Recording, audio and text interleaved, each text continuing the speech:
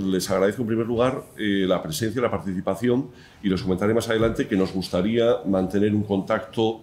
continuo, no atosigante, pero continuo con ustedes para ponerles en contacto y en conocimiento con otras actividades que vayamos haciendo sobre el Palacio Real, para poder contactar con ustedes o hacerles llegar la información de la vía más rápida posible, si les interesa. Como decían antes, tanto el vicerrector como el coronel Hidalgo, estamos de centenario. Estas cosas de parafernalia de los centenarios, en principio pueden parecer un gasto superfluo de boato, de celebración, pero para mí son muy importantes, son como los cumpleaños o incluso como los cabo de año. Es la excusa que tenemos una vez al año para reunirnos con la familia, para hacer acto de conciencia y para pensar en lo que tenemos o en lo que se nos fue. Y por lo tanto me parece que son encuentros necesarios. Que en 1523 se construyó o se puso la primera piedra de este palacio donde estamos aquí, pues yo no lo sé, yo he estudiado bastante esto y si no fue 1523, pues lo podemos considerar el 22 o el 24. Erwin Panofsky, cuando hablaba del origen del Renacimiento, decía, ¿cuándo nace la primavera? ¿Qué día? El 21 de marzo, cuando empiezan a germinar las primeras plantas. ¿Cuándo nace un niño? El día de la concepción, cuando tiene uso de razón, el día del parto. Bueno, pues estamos en unas fases difusas, pero creo que aún así es necesario fijar un cumpleaños para esa niña, para acordarnos año tras año, o incluso el día que se vaya la niña, para saber lo que tenemos. Y este es precisamente pues, el sentido que tienen estas jornadas. Les hago, antes de presentar al ponente, un par de aclaraciones breves. Efectivamente, el título del seminario es Función y representación, la arquitectura del Palacio Real de Valladolid. A lo mejor tendríamos que poner las arquitecturas en plural del Palacio Real de Valladolid. El objetivo, son 4 seminarios académicos los que vamos a tener este año en el centenario. Uno es este, hay otro en la Universidad de Valladolid que va a dirigir, que va a desarrollar el Instituto de Historia Simancas, hay otro que desarrollará el CSIC y otro que va a desarrollar el IULCE, que son profesores de la Universidad de Juan Carlos I y de la Universidad Autónoma de Madrid. A todos ellos, de todos ellos, se les va a informar y están invitados. Cuando alguno de ustedes nos preguntaban, parece que me interesa el programa, pero a ver si esto va a ser para gente muy especializada. No, esto es exactamente para cada uno de los que están ustedes sentados ahora aquí. Van a ser sesiones de 25 o 30 minutos accesibles a todos, igual que cuando yo escucho a un médico, le pido o le exijo o le agradezco que me entere, porque yo de medicina no sé nada, y posteriormente se publicarán, como hacemos todos los años, las actas, que las publicará el Instituto Universitario de Urbanística, que están en papel y están en formato PDF gratuitas para todo el mundo que se lo quiera descargar. Pero de momento aquí son 25 minutos para entender y clarificar algunas cosas. ¿De acuerdo? Bueno, en un principio, cuando ustedes se han matriculado, vieron que teníamos 8 ponencias, finalmente van a ser 7 ponentes. Lamentablemente, la conferencia que teníamos en la escalera principal de José Luis Sancho, técnico investigador de Patrimonio Nacional, no la vamos a poder tener por una recaída médica, pero espero que otro año podamos tener esa experiencia en la propia escalera principal. Igualmente, les habíamos dicho que íbamos a tener 3 enclaves, uno aquí, jornada de mañana, otro en la escalera principal y otro en una sala que tenemos cubierta de conferencia. Finalmente va a ser toda la jornada aquí, ¿de acuerdo? Vamos a estar aquí la mañana y la tarde. Ahora a las 11 tomamos un café, proseguimos y luego por la tarde. Y eso quiere decir, consiguientemente, que en vez de salir a las 7 de la tarde, quien tenga cuerpo para aguantar todo el día, pues saldremos a las 6 de la tarde o 6 y poco en vez de a las 7, 7 y cuarto. ¿De acuerdo? Bien. Voy al grano. Dentro de estas 7 conferencias resumo las 2 primeras que vamos a tener ahora. Las 2 primeras van en primer lugar no solo por la categoría que tienen los ponentes, sino también porque son 2 conferencias de contexto. La primera de ellas lleva el título de la presencia de la corte en Valladolid y Madrid, el barrio de los Palacios. Es decir, es una conferencia contextual. Ese barrio palaciego que teníamos aquí, el más digno en torno a la antigua corredera de San Pablo, y que poco a poco, como nos ha dicho ahora don Julio Grijalva, fue desapareciendo, se fue desvaneciendo y nos hemos quedado casi con unos monumentos cadavéricos en medio de un marasmo de rascacielos o de casas horribles. Bueno, pues ese concepto de barrio palacial lo vamos a extrapolar, lo vamos a comparar con el caso madrileño, de la corte madrileña. Todo ello en el marco, ya saben, de que Valladolid, entre 1601 y 1606, fue capital de España, la corte se trasladó aquí, precisamente los reyes a este palacio, y es un hecho inédito pues, en la historia de España desde 1561, cuando Felipe II instaura la capital en Madrid. Nuestro primer ponente, Ignacio González Varas, tiene muchas cualidades para abrir este seminario y para darnos esta visión. En primer lugar, por haber trabajado profusamente y muy bien sobre palacios. Cuando estábamos preparando el año pasado los ciclos de conferencias del centenario, María Cabezudo me decía, oye, Ignacio González Varas ha publicado un libro, Palacios de España, que es que tendríamos que traer aquí la presentación del libro. Yo le dije, no le vamos a traer para la presentación porque se me ocurre otra cosa donde podría estar. Ha trabajado también sobre otros palacios más modernos, 18, 19, de toda la apertura de la Castellana en Madrid. Él es catedrático en la Escuela de Arquitectura de Toledo, es de origen historiador del arte o historiador de la arquitectura, pero es además teórico. Ignacio González Varas, muchos de ustedes a lo mejor le conocen por su trabajo como ensayista, como teórico de la arquitectura, como teórico de la restauración arquitectónica, y estamos ante una de las mentes más brillantes, más perspicaces del panorama nacional y europeo en lo que se refiere a patrimonio. Esto podría parecer una exageración, pero como tengo por aquí algún alumno que ya me lo ha oído decir en otras ocasiones y no estaba ahí delante, pues háganme caso y créanlo, porque no solo para agasajar al invitado. Es decir, que es una suerte y por eso tenemos una doble ventaja. En 30 minutos tenemos a una persona con una capacidad analítica, crítica magnífica, con un trabajo riguroso, sistemático, con una comunicación muy fluida y que nos va a dar las pinceladas para entender qué es eso de un barrio de palacios y en comparación con la otra sede de la monarquía que va a ser y quedó al final siendo Madrid. Así pues, Ignacio, muchísimas gracias por venir, que sabemos que tienes una agenda apretadísima y es un honor que inaugures el seminario. Gracias.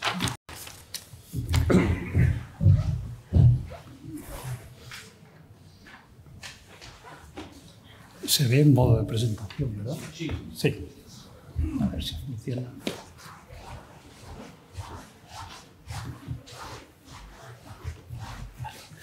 Bueno, pues muchas gracias al profesor Pérez Gil. Sus palabras las entiendo como fruto de la amistad y espero que no hayan despertado demasiadas expectativas, ¿no? Pero bueno, quiero agradecerle muy sinceramente estas amables palabras de presentación. Por supuesto, también a los organizadores de este seminario, muy especialmente a quien nos acoge aquí, el coronel Hidalgo, en representación de este Ministerio de Defensa, que es muy interesante la reflexión sobre lo mucho que está haciendo y ha hecho, sobre todo en el pasado, el Ejército por la conservación de nuestro patrimonio. Y no digo solo ahora, sino en épocas anteriores, donde algunos edificios permanecen en pie gracias a la acción del Ejército, que los ocupó y por lo menos mantuvo en pie. Y también agradezco, por supuesto, al Instituto de Urbanística de Valladolid esta amable invitación y, como no, a todos ustedes por el esfuerzo de acercarse y hoy estar aquí en esta efeméride del 5º aniversario. Medio milenio es mucho decir, ¿no?, en un edificio, y creo que merece, por supuesto, un reconocimiento y que se hable de lo que aquí sucedió.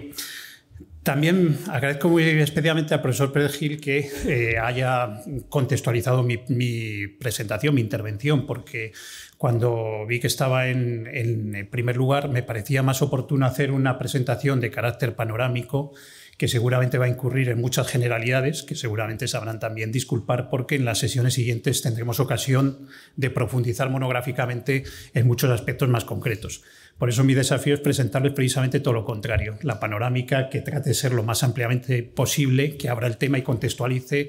el sentido que tenía la presencia de la corte en una ciudad, ¿no? Es algo muy importante porque era un auténtico revulsivo, la ciudad que acogía a la corte en todos los niveles, desde el punto de vista simbólico representativo, tener a los reyes allí, pero también desde luego desde el punto de vista demográfico, con un crecimiento demográfico exponencialmente enorme en esos años, y desde el punto de vista también, por supuesto, económico, ¿no?, las actividades y cultural, ¿no?, la presencia de la corte. Para que una ciudad acogiera a la corte, pues es condición indispensable que existiera una morada regia, un edificio, un alcázar, un palacio que acoja a los reyes. Esto, desde la constitución del reino visigodo de Toledo, ya comienza a suceder, ¿no? Toledo es capital del reino visigodo, como todos sabemos, y tendrá esa condición que incluso estará latiendo en la historia de España durante mucho tiempo, la condición de capital del reino. Las circunstancias históricas de la evolución de la Edad Media pues van a llevar a que otras ciudades como Cangas de Onís, por ejemplo, y después Oviedo, León, pasen a ser capitales y tendrán sus palacios reales, de los que poco se conserva, Burgos o también incluso las capitales andalusíes. No hay que olvidar, ¿no?, el papel de Córdoba, del Califato de Córdoba, del Imperio Almohade con Sevilla o del Reino Nazarí de Granada, ¿no? Son también capitales de corte de esa corte. Sin embargo, el proceso que aquí vamos a ver es el proceso que se produce ya en la Baja Edad Media y en el comienzo de la Edad Moderna, sobre todo, de instalación de la corte en un lugar permanente. Eso era una necesidad evidente por el fortalecimiento precisamente de las instituciones del Estado, el paso a las monarquías absolutas del siglo XVII, ¿no?, que se va a producir, y la gran maquinaria del aparato burocrático del reino que exigía pues, un lugar más estable y no esa corte itinerante. Es curioso comprobar cómo precisamente los reyes católicos, que aquí tenemos Isabel y Fernando, que son los que inician ese proceso de fortalecimiento de la monarquía y sus instituciones frente a la nobleza, tuvieran quizá una de las cortes más itinerantes y cambiantes que conocemos. No sabemos que los reyes católicos apenas pasaban unos meses en una ciudad o una villa, se trasladaban a otra, incluso semanas solo permanecían, aunque es cierto que en ese proceso ya van a ir escogiendo algunos puntos como más destacados, ¿no?, marcando pues ese señalamiento en el mapa de aquellos lugares pues más importantes desde el punto de vista ceremonial regio. Aquí en Castilla y León, pues por supuesto Segovia, pues el Alcázar de Segovia va a ser una de las grandes fortalezas, remodelada profundamente en esta segunda mitad del siglo XV, pero lo van a ser también otras, por supuesto, Sevilla, Granada después de la conquista y Toledo. Toledo, de hecho, aunque no va a ser capital estable, sí que, como sabemos, en un primer momento se escogió como última morada, ¿no? Como sabemos, se quiso allí emplazar el Panteón Real de los Reyes Católicos con el proyecto del monasterio de San Juan de los Reyes, que finalmente 2 años antes de la muerte Isabel la Católica desplaza a Granada por la condición simbólica y se entierra en el convento de Santa Isabel de la Alhambra hasta que es habilitada la Capilla Real de Granada. Pero ya quiso señalar al monasterio de San Juan de los Reyes como lugar de enterramiento y de presencia solemne de la corte, que será un proyecto que no se lleve a cabo, pero que marca una impronta. También los reyes católicos residían, sobre todo Isabel, bastantes veces en conventos, ¿no? Junto a las moradas regias también pasaban retiros espirituales en conventos. Pero no solo era algo propio del reino de Castilla, sino que en un reino de tan pequeña extensión como, por ejemplo, era el reino de Navarra, también en este siglo XV, nos puede sorprender, pero era una corte también muy itinerante. Aquí tenemos al castillo o Palacio Real de Olite, que era quizás el más elegante y lujoso. Lo traigo porque además es muy similar, se equipara muchas veces al Alcázar de Segovia, ¿no?, incluso por las relaciones dinásticas que Carlos III va a tener con Juan de Castilla, ¿no? Pero también tenía otros centros como Pamplona, Tudela o Tafalla. Este carácter itinerante se va no solo a perdurar, sino que se va a acentuar todavía más con su nieto, el emperador Carlos V. No solamente tiene que atender a los reinos peninsulares e incluso pues, sofocar la rebelión de las comunidades de Castilla, sino que también va a circular por el imperio, también por numerosos lugares, e incluso ya va a ir señalando pues, unos edificios importantes, como por ejemplo cuando está en Génova, la Villa Fasolo de propiedad de Andrea Doria,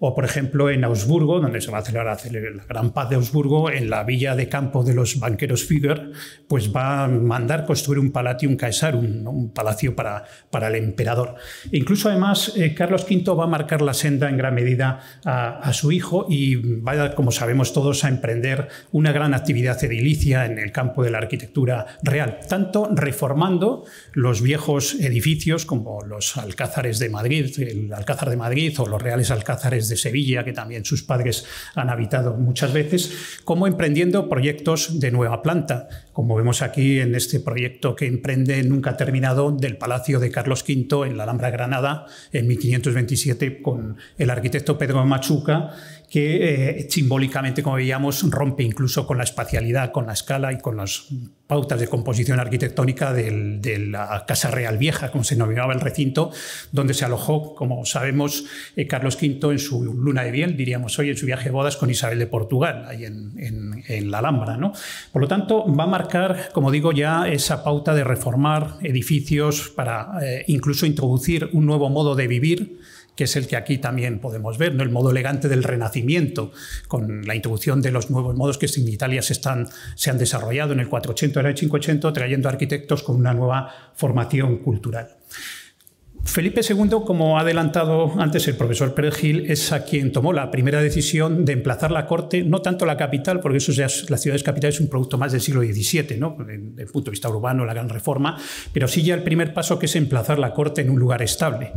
La ciudad que quizás tenía más bazas para haberse llevado este privilegio era Toledo, como estamos viendo aquí en este plano de Anton van Vincaerde, como he dicho antes, por su carácter simbólico de haber sido la capital del reino visigodo, una monarquía de la que la Casa de los Austrias se siente legítima heredera, con lo cual parecía lógico reforzar ese carácter con la presencia en la ciudad de Toledo. De hecho, el emperador Carlos V, como sabemos también, emprendió el proyecto de reforma del Alcázar, y un proyecto además de un fuerte componente simbólico. Y hoy en día, si vais a Toledo, donde yo provengo ahora como profesor de la Universidad de Castilla-La Mancha, veréis en todos sitios que hablan de la ciudad imperial, pero fue más bien un castigo que un honor en ese momento, porque, como sabemos, Toledo fue el primer foco de la insurrección de los comuneros de Castilla y el último que se rindió en febrero del año 1522, ¿no? Juan Pacheco morirá aquí Juan Padilla en Villalar de los Comuneros, y su viuda, María Pacheco, tuvo que exiliarse a Portugal. Por lo tanto, cuando son vencidas, es sofocada esta rebelión nobiliaria, pues el emperador muestra todo su poder con la puerta bisagra nueva, con Alonso de Covarrubias y con la reforma del Alcázar. Lo que ocurre es que cuando Felipe II es nombrado regente del reino en 1543, vuelve a España, a los reinos de España, en 1559, y hace un rápido viaje a esta ciudad de Toledo y se encuentra con que las obras del Alcázar no están terminadas, no están avanzadas, y precisamente va a ser esta ciudad de Toledo donde en mayo de 1561 firma la Real Cédula que marca el traslado de la corte a la ciudad de Madrid. Eso puso desde luego pues un claro varapalo a la ciudad de Toledo, que en el siglo XVI ha sido su gran siglo. Los historiadores difieren la cifra, pero más o menos alcanzó una población de los 50.000 a los 80.000 habitantes, prácticamente la que tiene ahora, y bajará a 15.000 habitantes en las primeras décadas del siglo XVII. ¿Por qué tomó esta decisión? Pues estaba esa causa muy contingente de que no estaba todavía preparado el palacio, pero también no cabe duda que la presencia, como estamos viendo ahí, de esa torre de la catedral, ¿no? Lo vemos en este dibujo de Joris Hofnagel, de este grabador flamenco que trae en su séquito Felipe II, nos muestra esos dos poderes, la Iglesia y el poder real. Esa se supone que es incluso la representación más antigua que existe del Alcázar de Toledo, y pues el fuerte peso de la sede primada de España, que viene siéndolo al menos desde el siglo XI, pues quizás era un contrapeso fuerte del poder religioso muy anclado en Toledo al poder real. Y tampoco podemos desdeñar el papel que, desde luego, urbanístico, es una ciudad levantada, como vemos, sobre ese gran peñón, y el Alcázar Real no disponía de una plaza amplia, despejada, para lo que señalaba antes el profesor Grijalva, ese ceremonial, esa etiqueta de la corte, de ese desarrollo de actos de mostrarse el rey a sus súbditos. Pero es cierto que tanto Carlos V ya había acariciado el plan de instalarse en Toledo, e incluso no solo en el Gran Alcázar, sino también muy cercano en el monasterio Jerónimo de la Sisla, que no existe hoy en día, fue arruinado después por las desamortizaciones y por la guerra civil, y que curiosamente para los militares forma parte del campo de maniobras de la Academia de Infantería de Toledo hoy en día, las ruinas del monasterio de la Sisla, donde incluso Felipe II siguió acariciando el proyecto de haber levantado ese convento o monasterio, palacio de retiro, idea que, como sabemos todos, después desplazará al Real Monasterio San Lorenzo del Escorial. Pero hubiera sido quizás esa la idea, como vemos, muy importante para esta ciudad de Toledo. Pero otras ciudades también podían haber sido señaladas como capitales. No debemos de olvidar la importancia de Sevilla, que cuenta además con un palacio real muy importante, según que todos conocemos, son los Reales Alcázares de Sevilla, que de hecho sigue siendo el palacio real activo más antiguo de Europa, por lo tanto con una gran solera, y además ha gozado del favor de los reyes en muchas ocasiones, con Alfonso X, que se traslada allí es donde se componen las cantigas de Santa María, en el escritorio de los Reales Alcázares. Es enterrado en la Catedral de Sevilla Alfonso X, o muy especialmente Pedro I en el siglo XIV, en esa guerra civil, en lo que es ya el inicio de la dinastía, va a ser el inicio de los Trastámara, y que mudejarizó, convirtió, como vemos aquí en el Salón de Embajadores, con incluso artistas procedentes de su aliado, el rey nazarí de Granada, convierte en Palacio Mudéjar, que va a tener también una gran influencia en el desarrollo de la arquitectura palaciega en todos los reinos en todo el reino de Castilla, esa mudejarización que va a seguir incluso vigente en el siglo XVI. Pero lo cierto es que, como decimos, se emplaza en Madrid. Madrid era la más pequeña de todas las ciudades castellanas, precisamente.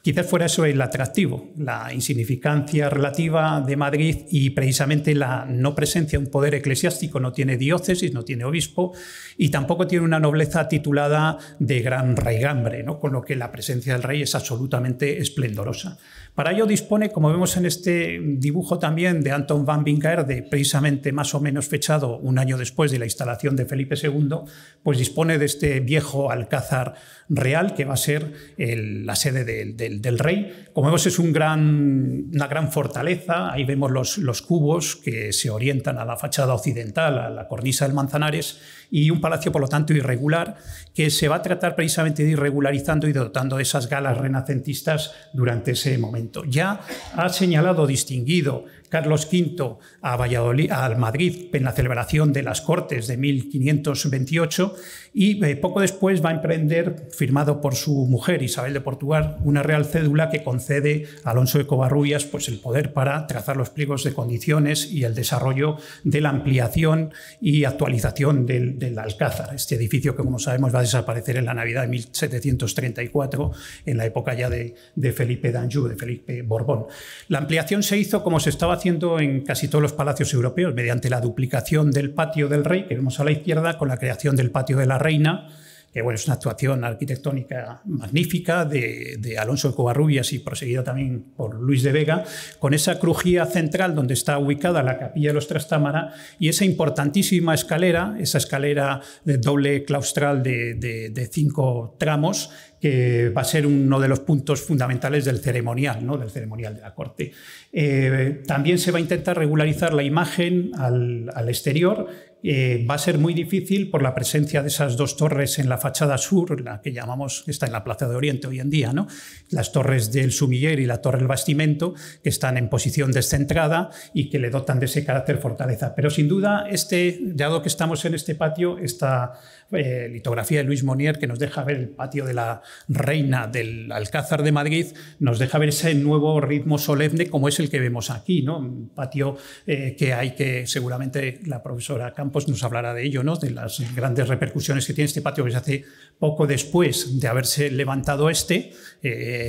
también por Luis de Vega, con lo cual pues ese sentido, los arcos rebajados, donde han de labrarse, se decía, las armas imperiales en las enjutas de los arcos, tiene ese despliegue ceremonial de un nuevo modo de entender la vida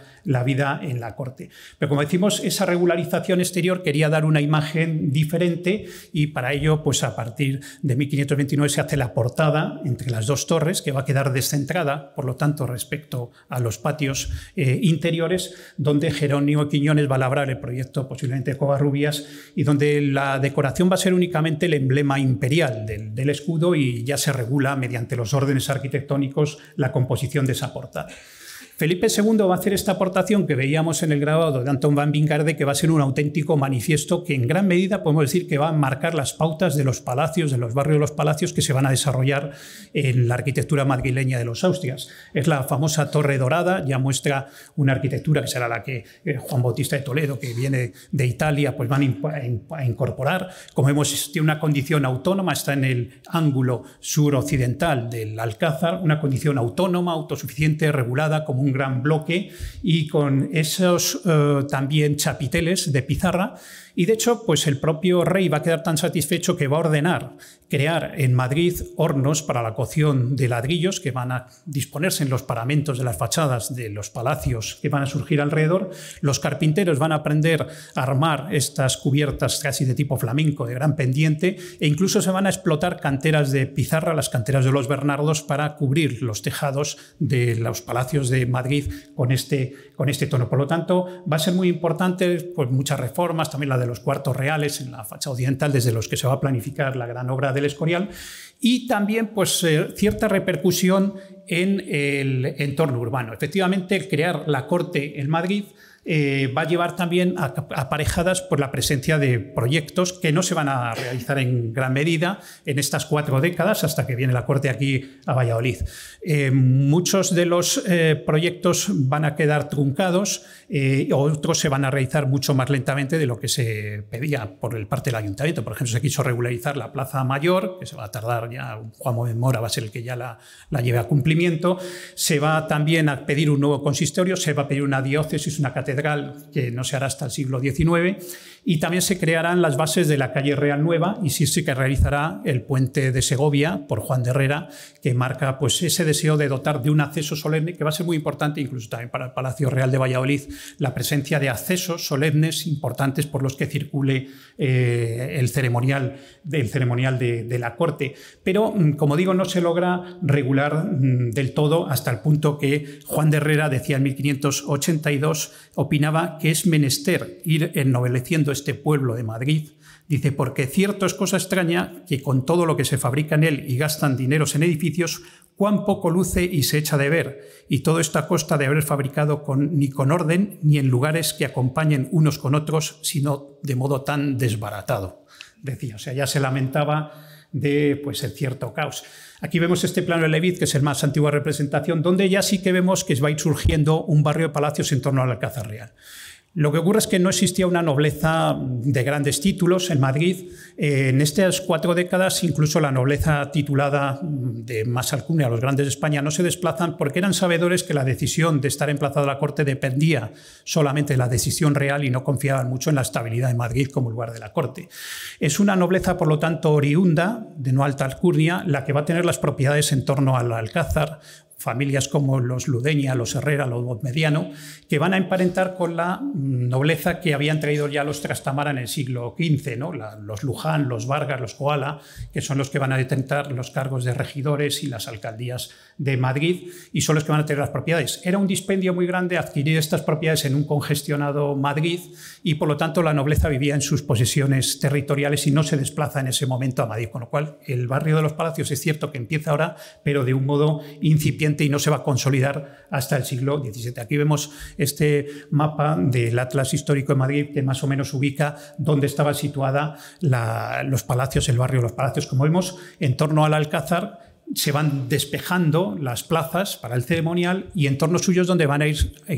concentrándose en la mayor parte de palacios y otros ejes. Como vemos en esos ejes ceremoniales que conectan este-oeste, la ciudad, pues también irán apareciendo algunas casas señoriales. La arquitectura todavía pues, tiene esa impronta medieval en gran medida, el mujerismo, etcétera, que hemos hablado.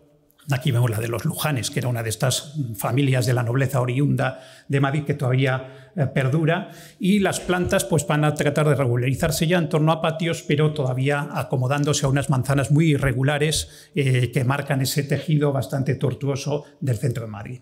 Como sabemos, pues Felipe III y especialmente su valido, el duque de Lerma, va a tomar la decisión en 1601 de venir a Valladolid. No se saben muy bien las razones de este capricho real de venir a Valladolid, pero bueno, es cierto que Valladolid contaba también con numerosas bazas para haber sido elegida desde un primer momento. En el siglo XVI ocupa una posición muy importante. Según me decía ayer, Agapito Revilla decía que era el lugar donde yo no lo sabía, donde más tiempo había estado el emperador dentro de sus distintas ciudades, y lo cierto es que se trasladan, en gran medida fue una operación especulativa. El duque de Lerma adquirió numerosas propiedades que revendió por 3 veces su valor al año siguiente. Él decía que era para estar más cerca de sus dominios territoriales de Burgos. También existía un motivo político de alejar al rey de la influencia, la poderosa influencia de María de Austria, la archiduquesa del Sacro Imperio, que ejercía una poderosa influencia, estaba en el convento de las Descalzas Reales. Y, por supuesto, pues, también ese deseo de emplazarse en una nueva capital. Bueno, todos sabemos en este plano de Ventura Seco, que nos saldrá aquí varias veces, nos detalla cómo sí que existía una zona de palacios importante que se ha ido consolidando en el siglo XVI en torno a esta corredera de San Pablo, de la que nos hablarán aquí los distintos ponentes, que empezaba con el Palacio de los Almirantes de Castilla, donde ahí había residido el rey Fernando de Aragón con su segunda esposa, Germana de Foix, donde nacerá, como seguramente son las glorias de Valladolid, que todos ustedes tienen muy presentes, ¿no? Donde nació el malogrado Juan de Aragón y Foix, que nació a las pocas horas del parto. Y el núcleo central pues, se adaptaba muy bien a un ritual palaciego, pero de escaso desarrollo. A través de esta plaza de San Pablo, la conexión con un convento de dominicos, como vemos, pues también es una conexión siempre buscada por la Casa Real, y la presencia del palacio de Bernardino de Pimentel, donde precisamente en mayo de 1527 va a nacer el rey Felipe II, como pone esa placa que todos venimos buscando los que visitamos Valladolid, y el palacio de Francisco de los Cobos, donde nos encontramos, que es levantado precisamente por el secretario del emperador Carlos V, una personalidad que no pertenecía a la gran nobleza titulada, pero que con tesón y con gran capacidad de trabajo logró amasar una gran fortuna, que se va a casar con una dama de Valladolid en 1522, con Ana de Mendoza, hija del adelantado de Galicia, con lo cual pues, va a decidir levantar, como se ha dicho aquí, 1523-24, este palacio donde nos encontramos, donde residirá varias veces el emperador Carlos V, y después también incluso el propio Felipe II, aunque seguramente con la muerte de su primera esposa, pues que se retira al monasterio de Abrojo, pues ya no quiso volver ahí y se va a alojar en el último de ellos, que es el de los condes duques de Benavente, otra poderosa casa. Y además Valladolid en ese siglo XVI, cuando se produce la regencia del rey Felipe II, se va a regir desde Valladolid el imperio a través de la regencia ejercida por su hermana María y el archiduque Maximiliano, con lo que, y después por su hermana también Juana, ¿no? Con lo que tendrá ese papel de regir en ese periodo desde 1543 hasta 1559, que regresa el rey desde Valladolid los destinos del imperio el nombre del rey. Sin embargo, como decimos, pues no fue el lugar utilizado. Como decimos, pues el palacio sí que disponía, se va a hablar del, y estamos en él, no voy a insistir en ello, sí que disponía del ceremonial suficiente, con ese patio, la zona de los cuartos de la reina, que se amplían con la calle de la cocina, especialmente el patio donde nos encontramos, y la galería de Saboya, donde se disponen los aposentos del rey, y el convento de San Diego, que se va a incorporar al palacio, donde se va a situar la casa del alcaide, el duque de Lerma, que se emplaza, por lo tanto, en la cercanía del rey, el oratorio, el cuarto de religioso, temas que seguramente se ampliarán aquí, pero desde el punto de vista urbano sí que permitía la plaza de San Pablo y la presencia del convento ese ceremonial regio en estos 5 años de gracia, como lo llamo yo en algún libro, ¿no? de este lustro de gracia que se le concede a Valladolid. Van a ser ampliadas las dependencias con la creación de esa galería que conecta y la ubicación del Salón del Trono, el Salón Grande o Salón de Salados, como se denominará, o la Galería de San Pablo, que conectaba con el convento, con lo que es un palacio que sí que cuenta con ese ceremonial, y en la parte trasera la conexión con la plazuela de los Leones, la actual de Santa Brígida creo que se llama, donde los reyes podían asistir a otros tipos de festejos como justas o corridas de toros, es decir, que les permitía ese desarrollo, ese ceremonial, aunque cada vez quedaba, yo creo, más claro, y aquí se verá que es cada vez más pequeño un palacio para alojar al imperio, con lo que surgirán proyectos, ideas que van a ir troncados de ampliar y de conectar también el palacio con subterráneos, que creo que había una ponencia se va a hablar de ello, muy interesante, con el Palacio de los Condes Duques, y desde ahí ir a la Huerta del Rey, buscando esa expansión también por el campo, en los lugares de esparcimiento, de solaz y de recreo que no se va, porque precisamente compra ya la huerta del rey, el rey Felipe III, cuando ya se han marchado de la ciudad de Valladolid. Todo ese ceremonial además se puso a prueba cuando se inaugura ese Salón del Trono con motivo de la firma del Tratado de Paz con Inglaterra en junio de 1605 y también con motivo del nacimiento del príncipe de Asturias, del futuro Felipe IV, que nacerá el Viernes Santo, y la celebración de su bautismo el día de domingo de Pascua de ese año. Fue uno de los últimos actos donde se puso en marcha toda esa maquinaria ceremonial de demostrar que Valladolid tenía pulso y fibra suficiente para ser capital de la corte, capital del imperio. Como decían, se realizó con gran esplendor, parece que lo narra Cervantes también, es un momento de gran esplendor de Valladolid, y todos los nobles congregados pues actúan, y la ceremonia es presidida por el arzobispo Toledo, Francisco de Sandoval y Rojas, que era tío precisamente del duque de Lerma, con gran boato y con gran ceremonial. Pero sorprendentemente el 4 de marzo de 1606, de nuevo el rey Felipe III decide volver a Madrid.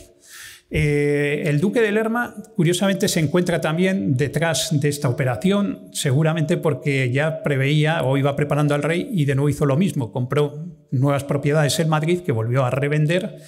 y después también, desde luego, pesaron mucho los 250.000 ducados que el pueblo de Madrid entregó al rey, que era una auténtica fortuna, para convencerle que tenía que volver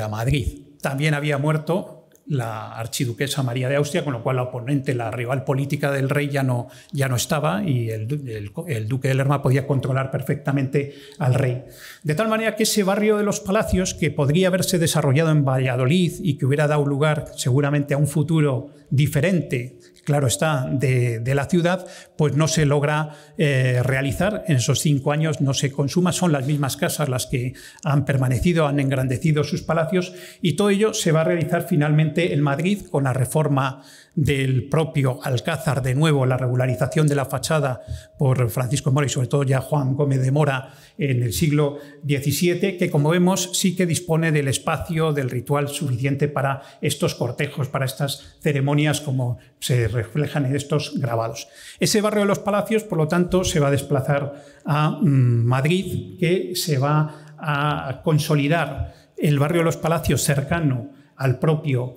Alcázar, y también cada vez más esas 3 vías de penetración, ¿no?, de San Jerónimo, de Atocha, que crean la conexión este-oeste, sobre todo porque no se logra realizar en Valladolid la Huerta del Rey, sí que se va a realizar el Palacio del Buen Retiro como lugar de esparcimiento del rey, y en ese ceremonial de trasladarse continuamente la corte hacia el dominio suburbano y al Alcázar, pues van a ir surgiendo también determinados palacios en torno a esos ejes. Aquí vemos en el mismo atlas histórico la evolución de cómo va a ir creciendo ya la arquitectura palaciega en Madrid, con una progresiva densificación de los palacios. Los más importantes van a surgir en torno al Alcázar, pero como vemos cada vez diseminándose más por la cerca que precisamente Felipe IV va a marcar, la cerca de la ciudad de Madrid. Y en esta evolución ya en el siglo XVIII, cuando la tipología del palacio alcanza además su máximo esplendor, y hoy en día pues podemos verlos localizados. Bueno, pues hicimos también un trabajo de localización de la evolución de este barrio de los Palacios. Por supuesto no voy a extenderme aquí, lo vamos a ver muy someramente en este gráfico, donde muestra pues estos palacios, cómo se van ubicando las casas en torno, como vemos ahí el príncipe de Esquilache o los marqueses de Malpica, los condes de Chinchón, en torno más cercano. En esta otra parte, otra segunda franja de palacios que van a ir surgiendo en los momentos inmediatamente posteriores a la reinstalación de la corte en Madrid. Y como vemos en ese perímetro, que es el perímetro de la primera muralla de la Almudaina, ¿no?, de la Almudaina del Maguerit musulmán, es el cíngulo que recoge, como vemos, estas casas. Bueno, hicimos un trabajo que sería muy largo, y por el carácter concienzudo ir viendo la evolución sobre unos planos que hizo el profesor Ortega de la Escuela de Arquitectura de Madrid, sobre esta evolución, como vemos aquí en 1750, cómo se encontraban, cómo se habían ido ampliando, en 1875 cómo van desapareciendo algunos de ellos hasta el año incendio el año 2000. Por lo tanto, como vemos, pues la presencia de ese alcázar que se va a remodelar y que se va a reedificar como sabemos, por el proyecto de Filippo Juvarra y las modificaciones del proyecto por Giovanni Battista Sacchetti a partir de la Nochebuena de 1734, ese incendio va a seguir capitalizando y formando ese barrio de los Palacios que se hurtó posiblemente ese desarrollo a Valladolid. Valladolid le ocurrirá lo mismo que Toledo. La marcha de la corte supondrá un descenso demográfico considerable. En ese lustro de gracia han visitado la ciudad personalidades como Cervantes, Góngora, Ambrosio de Spínola, Rubens, lo mejor de la cultura hispana universal de ese momento, y la población llegó a alcanzar, creo que los 70.000 habitantes. Decae en estas décadas primeras 17 en torno a 15.000 y no recuperará esas cifras hasta el siglo XX, con lo cual pues, nos deja ver el peso que efectivamente tenía la corte, la presencia de la corte en estas ciudades. Pues bueno, creo haber hecho pues, una panorámica amplia y espero, como digo, que los ponentes que me van a suceder pues, profundicen más en algunos aspectos. Muchas gracias.